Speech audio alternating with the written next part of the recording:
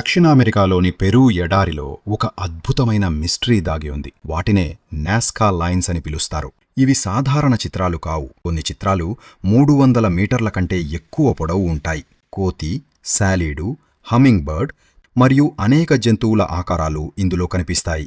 అత్యంత ఆశ్చర్యకరమైన విషయం ఏమిటంటే, భూమిపై నిలబడి చూస్తే ఇవి పూర్తిగా కనిపించవు. విమానం లేదా కొండపై నుండి మాత్రమే స్పష్టంగా కనిపిస్తాయి. ఈ చిత్రాలను నాస్కా నాగరికత సుమారు 2000 సంవత్సరాల క్రితం రూపొందించినట్లు భావిస్తున్నారు. అయితే అప్పట్లో విమానాలు లేవు.